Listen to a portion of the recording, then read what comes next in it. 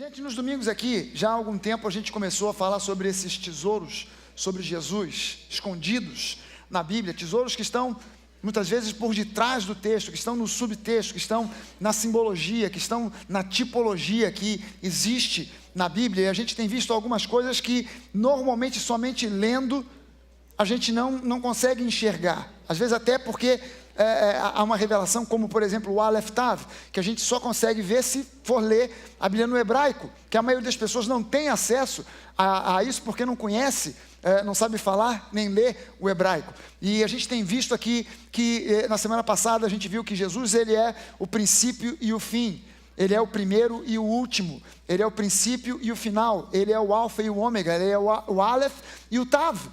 E isso significa que aquilo que a Bíblia diz, que tudo coopera para o bem daqueles que amam a Deus. Isso significa que, sendo Jesus, o Aleph e o Tav, o princípio e o fim, ele está no controle da vida daqueles que o amam. Se o mundo jaz no maligno, a sua vida está repousando em Cristo, está escondida em Cristo. E você precisa entender que você, estando em Cristo, está numa situação completamente diferente, uma situação especial, diferente da situação de quem está nesse mundo. Nós estamos no mundo, mas nós não somos desse mundo, nós somos de Jesus. Nós pertencemos ao Senhor, amém? Ele é o Aleph e o Tav. A gente viu que o Aleph Tav é uma marca espiritual. É uma marca espiritual que é a marca do Cordeiro. Se por um lado existe a marca da besta, o 666, que fala do anticristo, dessa marca diabólica, nós temos uma outra marca na nossa vida que não pode ser removida. A marca do rei, a marca do príncipe da paz, do Senhor dos senhores, a marca do Senhor, que é aquele que venceu a morte, que ressuscitou, que venceu as enfermidades, as maldições, e ele é o nosso Deus, ele é o nosso Senhor. Amém, gente? E nós temos essa marca no nosso espírito, o Aleph Tav, a marca daqueles que estão em aliança com Deus. E no meio de uma multidão, ainda que numa multidão ninguém conheça a Deus, acredite em Jesus. Se você está no meio daquela multidão, Deus te identifica. Deus sabe quem você é. E ainda que você esteja passando por lutas e dificuldades, quem bate o martelo e determina o final da história não é o diabo, não são as circunstâncias, é o Aleph Tav, o princípio e o fim. Aquele que começou boa obra, o Aleph, vai terminar o Tav. Quem determina o final do jogo não é o diabo, é Deus quem tem esse apito final. Pode parecer em muitas circunstâncias e situações que você chegou num ponto irreversível, mas Marta também disse isso para Jesus: Jesus, se você tivesse chegado aqui alguns dias antes, até meu irmão estava mal pra caramba, mas se você tivesse chegado aqui antes, mesmo ele ruim, assim, já dando os suspiros finais, se ainda houvesse aquele sopinho de vida, você chegando, ele poderia ser curado, mas agora já tem 4 dias que está morto. Marta, crê somente, e você verá a glória de Deus. E até para a morte, Jesus conseguiu encontrar saída. Parecia que já tinha sido batido no martelo final, não parecia? Parecia que o apito final do jogo já tinha sido apitado. Mas Jesus foi lá e ressuscitou o morto. Então, entenda o seguinte, ele é o Aleph Tav. Quem dá o final da história é ele, não é o inferno, não é o diabo, não é a política, não são as circunstâncias, é ele. Amém, gente? E em especial na sua vida. Amém? Hoje eu quero falar para você um pouquinho sobre o calendário judaico. Talvez no início, pelo que eu vi no primeiro culto, talvez no início você fique um pouco assim, presta bastante atenção, porque talvez você fique um pouco confuso, mas eu vou tentar desfazer toda a confusão, para tentar fazer você ficar bem esclarecido sobre como funciona o calendário judaico, para você entender que esse calendário, ele é um calendário específico e especial, porque o calendário judaico, ele é um calendário profético. Ele é um calendário peculiar, porque não é um calendário feito simplesmente para marcar dia e noite, para marcar estações, primavera, verão, outono, inverno, para marcar dias de feriado, para marcar o início e o final do ano. O calendário judaico, ele é um calendário peculiar, porque ele é um calendário profético. É a grande peculiaridade do calendário judaico. Ele é um calendário profético. O nosso calendário, ele se chama calendário gregoriano, porque é um calendário que foi estabelecido na época de um papa chamado Gregório, então ficou conhecido como um calendário gregoriano, e o nosso calendário gregoriano é um calendário solar, ele se guia pelo sol, ele é orientado pelo sol, e é um calendário com 12 meses, com 30, cada um mês desses tem 30 ou 31 dias, vai alternando. Isso é o calendário gregoriano. O calendário judaico, ele é diferente já de cara, porque ele é um calendário lunar. Enquanto o calendário gregoriano seguia pelo sol, o calendário judaico seguia pela lua. Então, ele é um calendário lunar, e os meses, embora ele também tenha 12 meses, os meses são de 29 e 30 dias. Por que isso? Porque ele não seguia pelo sol, seguia pelos ciclos da lua. Então, como é que o judeu, o calendário judeu, como é que ele determina o início do ano, o princípio do mês? Como é que eles sabem se a lua não tem a mesma precisão do calendário, o calendário lunar não tem a mesma precisão do calendário solar? Bom, os dias no calendário lunar começam à noite, no início da noite. Esse calendário ele já é estabelecido no livro de Gênesis. Se você ler Gênesis capítulo 1, você vai ver que todas as vezes que Deus foi criando o mundo, foi criando o universo, a Bíblia diz assim, então Deus disse, haja luz, houve tarde e manhã, o primeiro dia. Depois Deus disse isso e aquilo, e criou isso, aquilo, aquilo outro. Houve tarde e manhã, o segundo dia. Houve tarde e manhã, o terceiro dia. Ali já Deus vai estabelecendo esse calendário judaico, que começa, o dia no calendário judaico, ele começa quando aparece no céu a primeira estrela. Como esse aparecimento da primeira estrela é uma coisa às vezes meio imprecisa, então para efeitos práticos, o dia judaico começa às 18 horas. Ou seja, para nós, que horas vai começar segunda-feira? Hoje é domingo, que horas começa segunda-feira? A partir da meia-noite. Né? Hoje, quando chegar meia-noite, vira segunda-feira. Mas para o judeu, segunda-feira começa hoje às 18 horas, 6 horas da tarde. Para eles, o nosso domingo começou ontem, ou hoje, meia-noite, né? Mas andando para trás, virada de sábado para domingo, meia-noite, começou o domingo. Para eles, o domingo já começou às 6 horas da tarde de sábado. E termina hoje, às 6 horas da tarde de domingo, já vira segunda-feira. Então o calendário lunar, ele se rege pela lua, por isso ele é um calendário que foca, o dia começa às 18 horas e termina nas 18 horas do dia seguinte. Ok? É assim que funciona o calendário judaico. O calendário judaico que marca o início de cada mês é a lua nova. Então lá no tempo de Abraão, como as pessoas não tinham telescópio para olhar para o céu e ver isso, aquilo, eles viam as estrelas, lua, sol, tudo a olho nu, precisava de uma referência. Como é que a gente sabe quando é o início do mês? É quando vira a lua nova. Quando entra a lua nova, esse aí é o primeiro dia do mês. Primeiro dia da lua nova é o primeiro dia do mês. Quando você chega na lua cheia, é a metade do mês. E a lua começa a minguar, o mês está terminando. Quando a lua terminou de minguar, começa a lua nova. Então, e a lua nova é só aquele halozinho que aparece em torno da lua, né? É a lua mais difícil de ser vista. É a lua mais complicada de ser enxergada. Mas é exatamente que é só um halo em torno da lua, um halo de luz em torno da lua. Nem sempre a gente consegue enxergar a lua nova. É mais fácil ver a lua cheia, claro.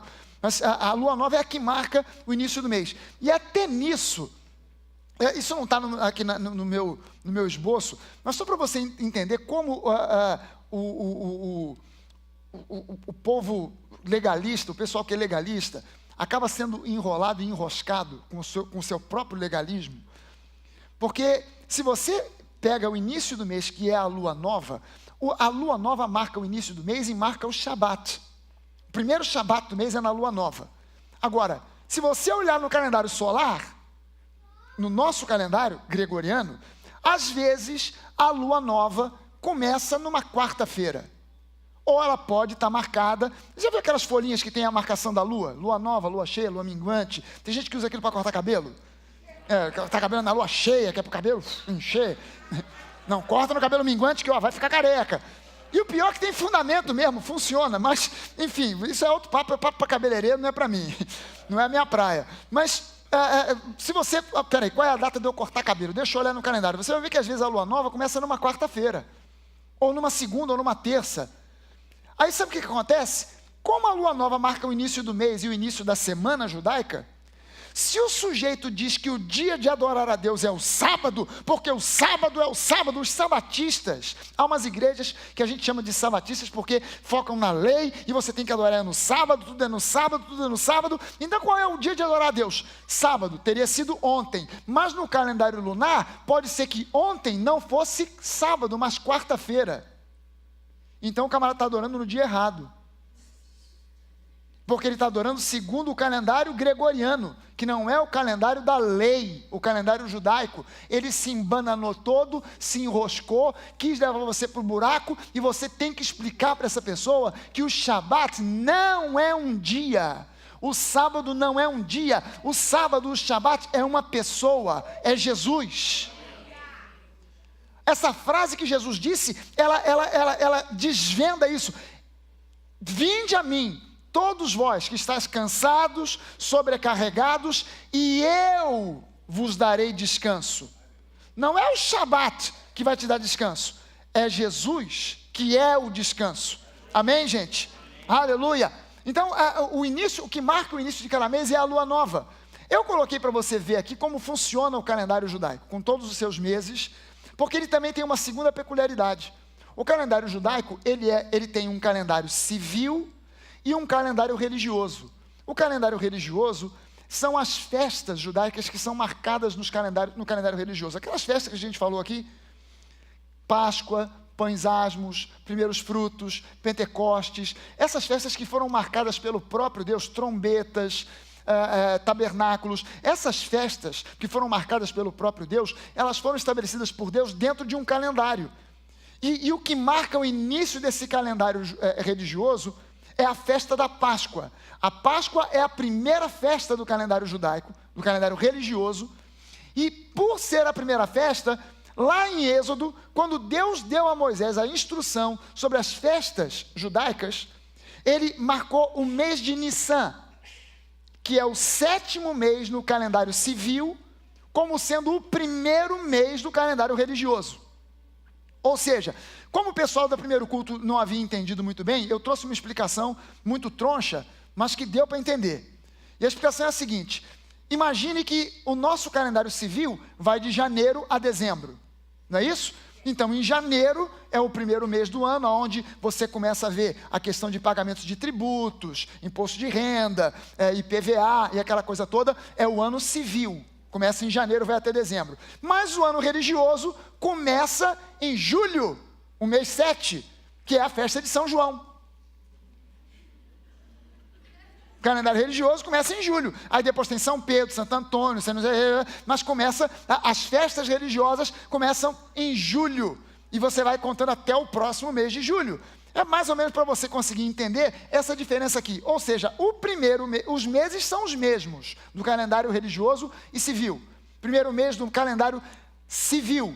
Primeiro mês, eu coloquei aqui nessa coluna aqui o calendário, o número que aqui corresponde o mês no calendário civil, e na coluna do lado de cá, o mês aqui corresponde, o número aqui corresponde no calendário religioso. Então, o primeiro mês do calendário civil é o mês de Tishri, que é também chamado de Etanim. Então, ele é o primeiro mês. O segundo mês, Reshvan, ou também chamado de Bul. O terceiro mês, Rislev. O quarto mês, Tevet. Mas o ano religioso começa a se contar a partir do mês de Nissan, ou mês de Aviv, ou Abib. É o mês de Nissan, que é o 7º mês do calendário civil, mas que é o primeiro mês do calendário religioso. Deu para entender? Tem alguém enrolado aí? Tudo certo? Caminhando junto comigo? Entendendo? Ok.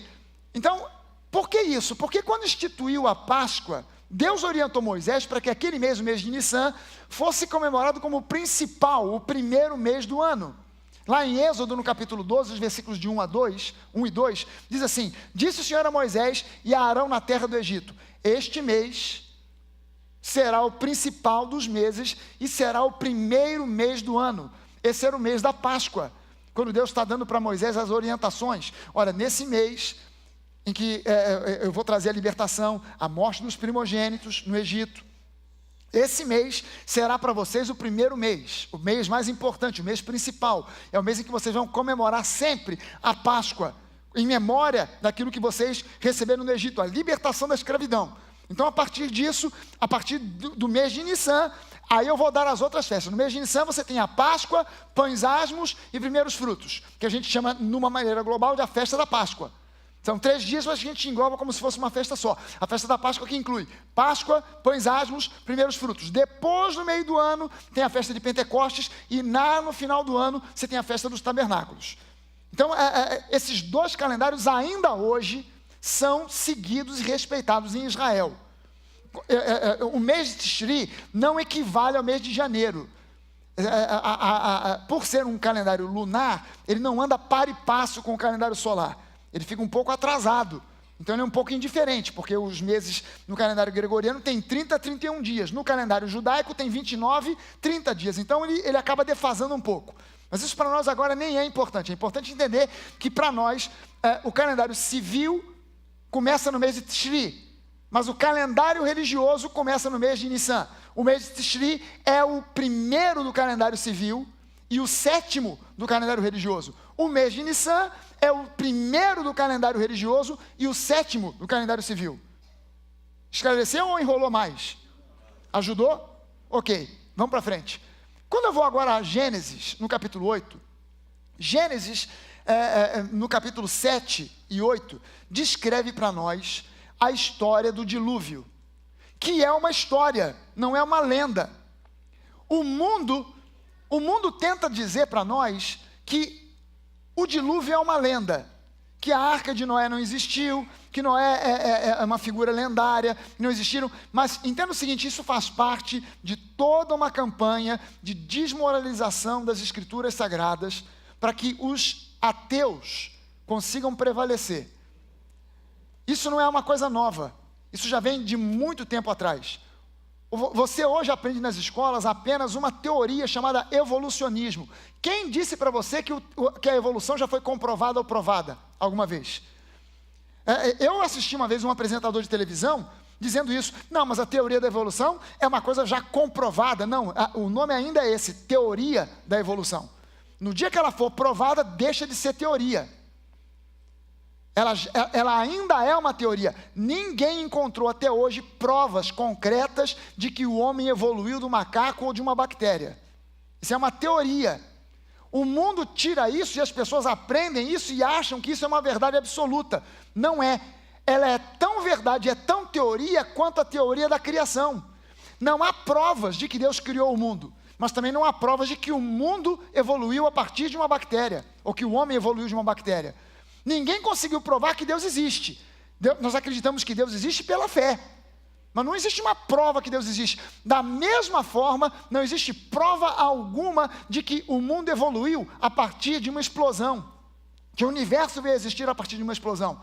Ao contrário do que se imagina, existe hoje uma massa enorme de cientistas se convertendo, porque estão chegando à conclusão, segundo aquilo que eles estão analisando na ciência, de que realmente existe um Deus que criou alguma coisa, uma força, uma inteligência que criou tudo isso, porque nada disso veio a existir por um acaso. O DNA de cara, o DNA humano é uma prova já de cara de que Deus existe, que há uma inteligência por detrás da criação, por detrás da existência do ser humano. Porque DNA, o miolo das células do seu corpo, cada célula do seu corpo tem um núcleo com uma fita de mais ou menos uns 2 metros de comprimento, enroscada em cada célula. Se juntasse todas elas, uma atrás da outra, de todo o seu corpo, daria voltas e voltas sobre a Terra. Essa fita, que é toda enroscadinha, ao ponto de caber num núcleo microscópio de uma célula do seu corpo, ela tem toda a informação de quem você é. Entenda bem o termo informação. Informação é fruto de inteligência, é fruto de organização, é fruto de pegar coisas aleatórias e torná-las algo inteligível, de tornar algo organizado. O DNA, é impossível que o DNA humano seja fruto de algo aleatório. É mais fácil você pegar um pacote de sopa de letrinhas, de macarrão letrinha, jogar para o alto, e quando ele cair, virar um livro de Machado de Assis. É mais provável, a lei das probabilidades, eu estou falando para você de matemática, eu não estou falando para você de astrologia. A lei das probabilidades, que é matemática pura, me diz que existem mais chances de jogar um pacote de macarrão letrinha para o alto e quando cair, ter um livro de Machado de Assis todo escrito parágrafo por parágrafo, do que o DNA humano ser formado ao acaso. Você imagina o seguinte, são só 4 letras que formam cada gene, que formam o DNA por completo, e com essas 4 letras, ele consegue botar uma informação de que você vai ter 1,80 m, olhos castanhos, cabelo castanho, pele clara, e vai ser magro, vai ser assim, ou seja, a descrição toda do Fragale. E não tem 2 iguais, não tem 2 iguais, um é diferente do outro. O mundo está tentando dizer para nós hoje, que homens e animais são exatamente a mesma coisa, por causa que o DNA dos animais é o mesmo que o nosso. Deixa eu dizer para você uma coisa. O DNA meu, seu, do porco, da galinha, do chimpanzé, de qualquer bicho que você encontrar, e até mesmo de alguns animais microscópicos, 90% desse DNA é igual, é semelhante. Esses 10%, que é o que faz a diferença entre um chimpanzé e um homem, é tão diferente, mas tão diferente, que até pouco tempo, os cientistas pensavam que esse rabicho de DNA, 10%, era lixo, que não servia para nada.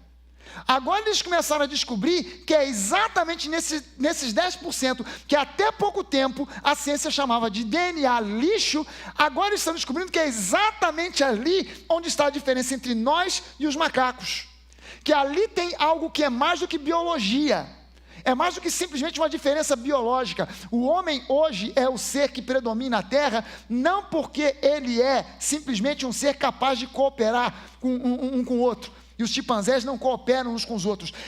É simplesmente, gente, o ser humano, viver e sobreviver na face da Terra, se você olhar isso por uma perspectiva evolucionista apenas, é um absurdo e um contrassenso, porque o que prevalece na teoria evolucionista é que quem sobrevive é o mais forte, e o ser humano é o mais frágil dos seres existentes na face da Terra. Bote em algum lugar, pensando que o ser humano pode prevalecer, porque apesar de ser fraco, ele coopera um com o outro, então por isso ele sobrevive. Bote numa ilha 10 homens, 10 leões, 10 tigres, 10 chimpanzés, 10 mais o que você quiser, eu garanto para você que não vai sobrar um homem, ou porque foi comido pelo leão, ou porque se jogou no mar da ilha e foi nadando até chegar sei lá onde. Todo animal nasce com uma cobertura que o protege do tempo, do frio, dos espinhos, dos galhos. O ser humano nasce nu, não tem couro, tem pele, não tem pelo, que nem um macaco. Tem uns cabelinhos aqui e ali, alguns nem tem quase nada. Teoricamente, o homem só poderia viver em regiões de clima temperado, mas o homem sobrevive na Antártica, sobrevive no deserto do Saara, onde tem calor, onde não tem comida, onde tem muita água, onde tem pouca água. Por quê? Porque o homem foi criado por Deus para dominar a terra, para viver na terra e dominar a terra. Amém, gente? O que isso tem a ver com o que eu estou falando aqui? Não sei, acho que não tem muita coisa, mas enfim. No livro de Gênesis, conta a história do dilúvio, não a lenda do dilúvio, mas a história do dilúvio, e essa passagem aqui é o final da história, quando o dilúvio cessa e começam a baixar as águas do dilúvio. Diz o seguinte: fecharam-se as fontes do abismo e também as comportas dos céus, e a copiosa chuva dos céus se deteve. As águas iam se escoando continuamente de sobre a terra e minguaram ao cabo de 150 dias. No dia 17 do 7º mês, a arca repousou sobre as montanhas de Ararat. Interessante que Deus colocou aqui, inspirou Moisés, quando escreve isso aqui, a colocar dia, mês e local aonde a arca pousou, aonde a arca aportou, aonde a arca chegou. Você entende que quando aparecem na Bíblia certas coisas que nos parecem, que é interessante isso, a Bíblia tem certas coisas que ela conta de menos, e há certas outras que ela coloca tanto detalhe, que eu fico assim, caramba. A Bíblia não diz, por exemplo, o que Jesus conversou com os discípulos nos 40 dias entre a ressurreição e a ascensão. Tem história para chuchu nesse miolo, não tem? Mas a Bíblia não conta. No entanto, conta aqui dia, mês e lugar onde a arca pousou. Você entende que quando a Bíblia não nos conta alguma coisa, é porque Deus não está preocupado em que nós saibamos o que está escrito, o que deixou de ser escrito. Mas que quando ela coloca alguma coisa com detalhes, é porque Deus quer revelar alguma coisa a nós. E você entende que quando Deus coloca na Bíblia nomes, genealogias, gerações, vírgulas, datas, meses, Ele quer revelar o quê? Pergunta do milhão. O que Deus quer revelar quando Ele coloca esse tipo de coisa aqui, dia, mês e local? O que Deus quer revelar para nós? Ele quer revelar para os arqueologistas o endereço onde está a arca, pastor, para eles irem lá cavar. Não, Ele quer revelar para nós Jesus. A minha fé não depende da arca ser encontrada. A minha fé ela depende de que Jesus me seja revelado. E tudo no Antigo Testamento revela Jesus. Isso aqui, essa data foi colocada para revelar a nós, a mim e a você, Jesus.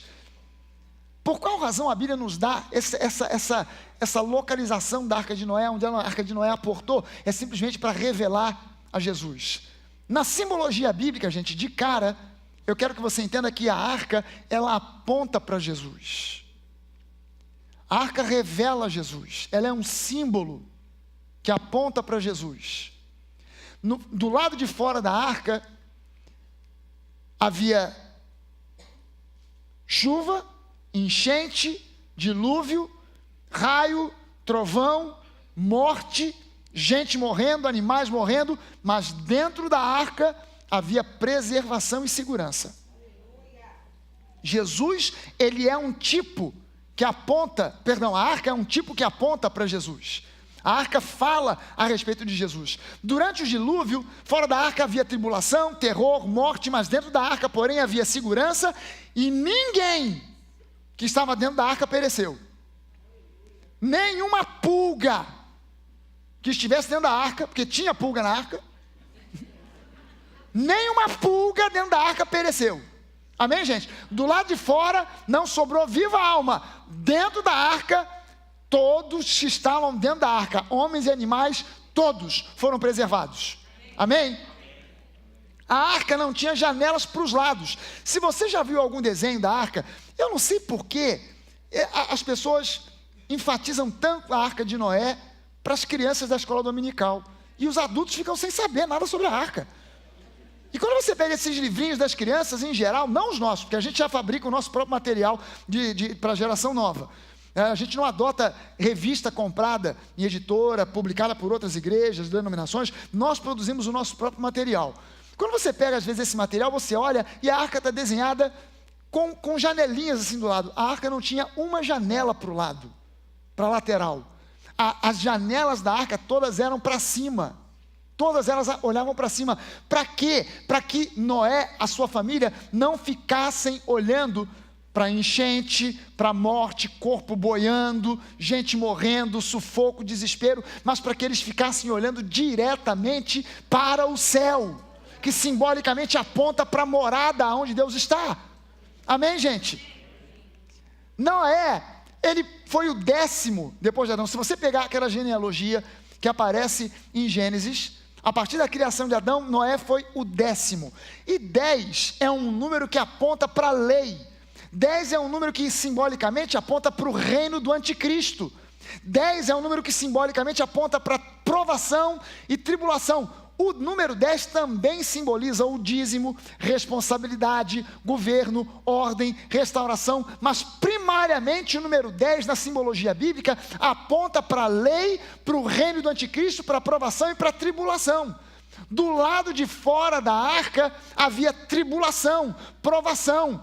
Gente, quando você vê na Bíblia alguma imagem relacionada com mar, ou algo que lembre um mar, multidões que lembram um mar, ou um mar que lembra multidões, o mar na Bíblia, ele aponta primariamente para o mundo, ele é um símbolo do mundo, é um símbolo que aponta para o mundo. Do lado de fora da arca havia exatamente isso aqui, provação, tribulação. É como se fosse um reino do anticristo, onde existe morte, destruição e não existe esperança. Mas dentro da arca A situação era diferente. A arca era a esperança de Noé e de sua família sobreviverem. A arca era a segurança que eles tinham de que eles não iam sucumbir àquele dilúvio. E interessantemente, o nome Noé significa descanso. O nome Noé significa descanso, conforto, descanso. E aponta também para Jesus. Noé, no meio dessa provação, no meio dessa insegurança, quem era aquele que comandava a arca? Noé, um tipo que aponta para Jesus, descanso. Eu sou o descanso, vinde a mim vós que estáis cansados, e vocês vão encontrar descanso. Noé também é um tipo que aponta para Jesus. Agora, qual é a importância dessa data que a Bíblia mostra para nós em Gênesis? A arca repousou sobre as montanhas de Ararat em 17 do mês 7, dia 17 do mês 7. O que significa essa data? Qual é o significado dessa data? Olha só, Jesus, vamos viajar de novo, novamente para o Novo Testamento. Jesus, quando é que Jesus morreu? Qual era a festa que estava sendo celebrada quando Jesus morreu na cruz? Páscoa. Jesus é a Páscoa, ele é o cumprimento da Páscoa. A gente viu isso aqui há 2 ou 3 semanas atrás. Que Jesus é a Páscoa, ele é o Cordeiro perfeito, ele é o sacrifício perfeito, não é isso? Amém. Jesus morre no dia da Páscoa. Qual é o dia da Páscoa? Dia 14 do mês de Nissan. Dia 14 do mês de Nissan é o dia da Páscoa, segundo o calendário judaico. Jesus, então, se você fizer as contas para trás, Jesus entra em Jerusalém no dia 10 de Nissan. Ele é aclamado pelo povo como o rei, como o Messias, aquele que vem em nome do Senhor. Ele é observado durante 3 dias, é julgado pelas pessoas, ninguém encontra nele erro algum. Pilatos, como representante do governo do mundo, diz: eu não encontro nesse homem erro algum, pecado algum, problema algum. Ou seja, Pilatos estava atestando a perfeição de Jesus, mas mesmo assim ele é condenado, e no dia 14, Jesus é crucificado às 9 horas da manhã. 9 horas da manhã era exatamente o horário em que no templo estavam sendo sacrificados os cordeiros da Páscoa. Era exatamente o dia e a hora em que estavam sendo sacrificados no templo os cordeiros da Páscoa. Então Jesus, ele entra no dia 10 do mês de Nissan em Jerusalém, o início da Páscoa, quando se recolhem os cordeiros de um ano e começam a observar para ver se o cordeiro não tem defeito algum. Jesus é visto como aquele que não tem cordeiro algum, Jesus que não tem defeito algum. João Batista já o havia apresentado como o Cordeiro de Deus que tira o pecado do mundo. Agora, os judeus tentam pegar Jesus com pegadinhas, os fariseus, Pilatos, ninguém encontra nele defeito, mas mesmo assim ele é condenado no dia 14, ele é crucificado às 9 horas da manhã, no mesmo horário em que os cordeiros estavam sendo sacrificados no templo. Ele é crucificado no dia 14, 9 horas da manhã, dia e hora exatos do sacrifício dos cordeiros pascais no templo de Jerusalém. Agora, em Gênesis, o calendário que aparece em Gênesis não é o calendário religioso, porque o calendário religioso só veio a ser instituído depois de depois de Moisés. Quando Moisés recebe de Deus a lei e Deus dá a ele a instrução: esse mês, Nissan, será para vocês o primeiro dos meses, o principal dos meses. No livro de Gênesis, quando fala que a arca da aliança, a arca de Noé, repousou sobre o monte Ararat no dia 17 do mês 7, esse mês 7 é o mês de Nissan, no calendário civil. Mas que no calendário religioso virou o primeiro dos meses.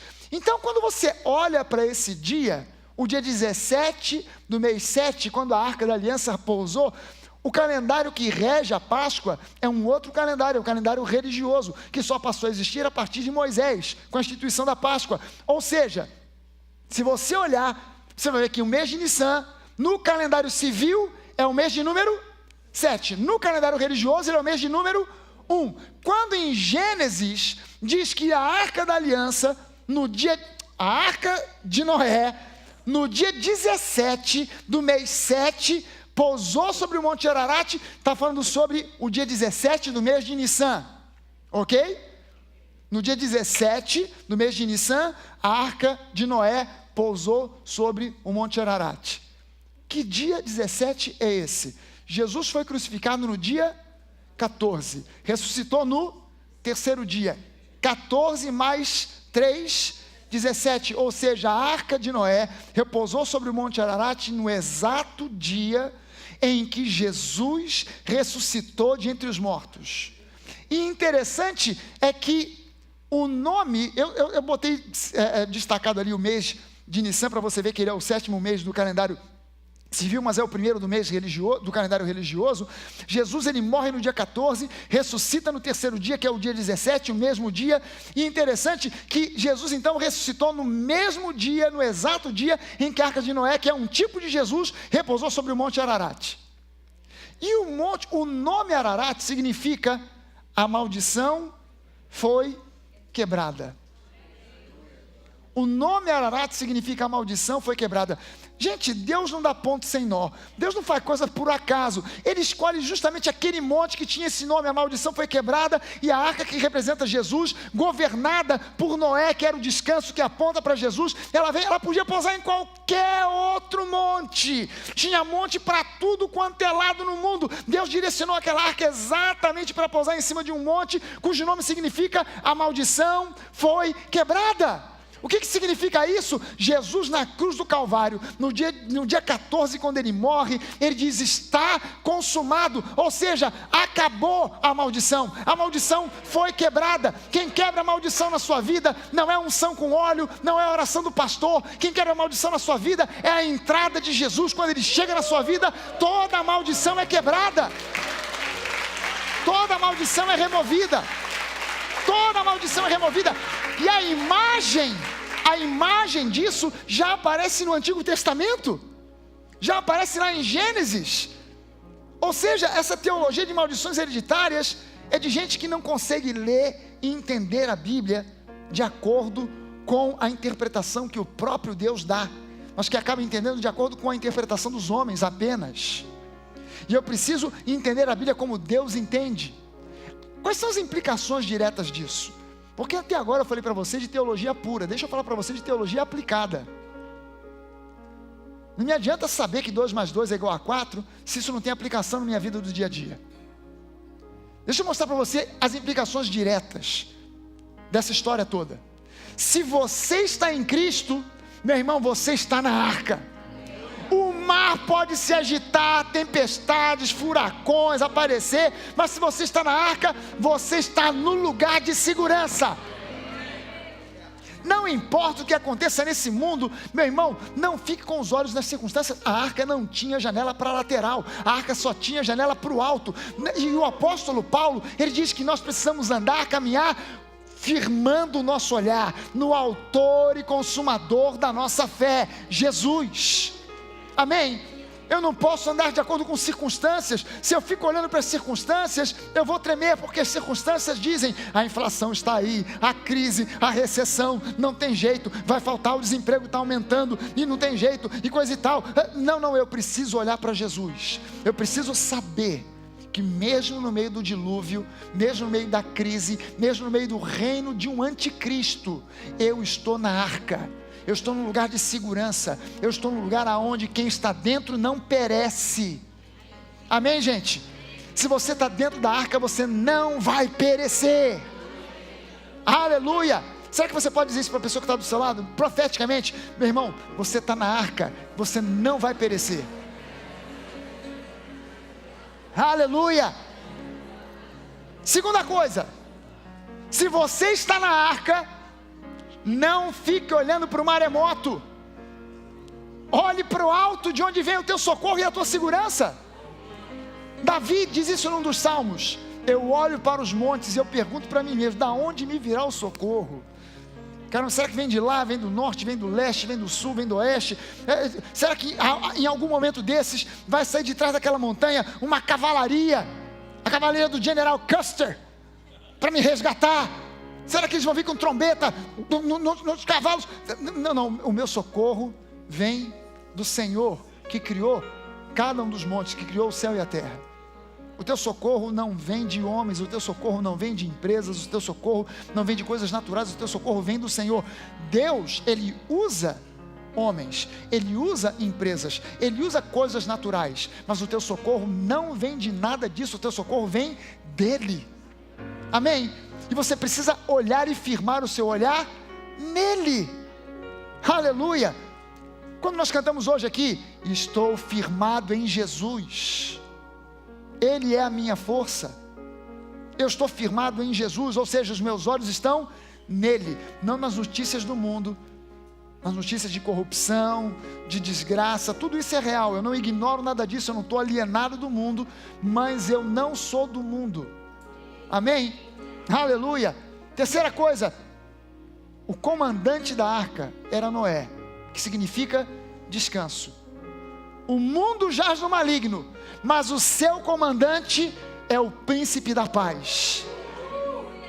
Quem governa a arca, quem governava a arca era Noé. Quem governa a sua vida é Jesus.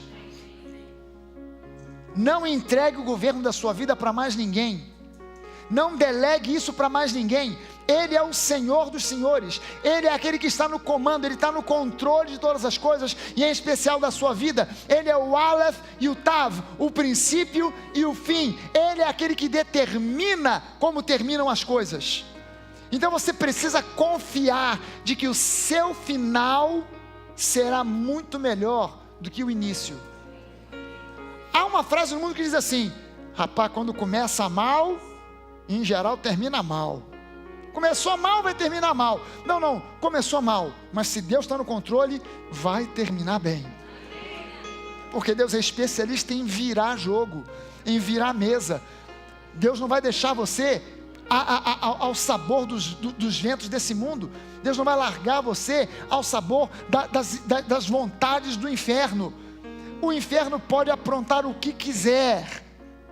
O anticristo pode se manifestar amanhã, tomar conta do mundo e começar a perseguir a igreja. A sua vida está escondida em Cristo e Ele está no controle de todas as coisas da sua vida. Ele toma conta, Ele é o seu comandante e Ele te dará livramento, Ele te dará saída, Ele te abençoará, Ele te fará prosperar, Ele te dará a saída do problema, porque Ele é o teu comandante. Para Ele a gente bate continência, para Ele a gente canta louvores, para Ele a gente dá honra, glória e exaltação, porque Ele é aquele que está no comando da nossa vida.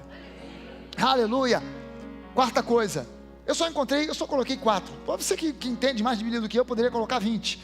Eu só botei 4.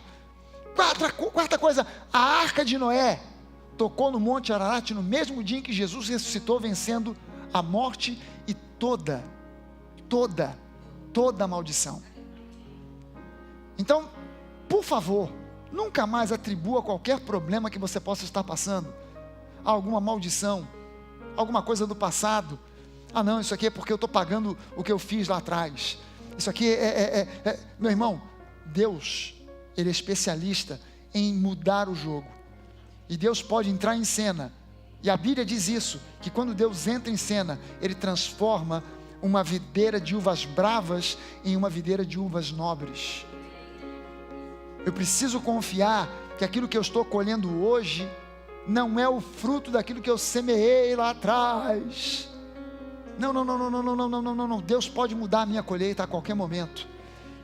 Eu reconheço, eu olho para trás, eu vejo, caramba, eu semei cada semente terrível, que caramba, se eu for colher o fruto disso, é o meu fim. Mas Deus, tua misericórdia, tua graça é maior. Tu sabes que eu fiz isso, eu bobeei, eu errei, eu caí, eu escorreguei, eu pequei, ou eu fiz aquilo que não devia, mas o Senhor pode mudar essa história, o Senhor pode mudar essa circunstância, o Senhor pode mudar o desfecho dessa história. Eu confio em Ti, eu coloco nas Tuas mãos. Se você tem esse coração sincero para Deus, Ele vai mudar a tua colheita. Não fique olhando para trás dizendo, mas agora eu tenho que aguentar as consequências. Não, você tem que confiar que Deus pode transformar todo mal em bênção. Todo mal em bênção. Deus transformou na vida de José o mal que foi planejado contra ele em bênçãos. O mal era grande, mas a bênção que Deus trouxe foi enorme. Meu irmão, o que você tem que olhar para trás e pensar é o seguinte: caramba, quanta besteira que eu fiz. Então a bênção que vem por aí é grande. Porque Deus é especialista em virar o jogo. Deus conhece o meu coração. Deus sabe que eu não estou mais naquela que eu já estive. Eu já fui assim, agora eu sou uma nova criatura. Eu já pensei de maneira errada, mas Deus tem renovado a minha mente na sua palavra, e eu hoje sou mais próximo de Jesus do que eu era ontem. A minha colheita será uma colheita abençoada. Será que você pode levantar sua mão e dizer isso? Eu tenho diante de mim uma colheita farta e abençoada, porque Deus é por mim. Aleluia, glória a Deus. Você pode dar uma salva de palmas ao Senhor.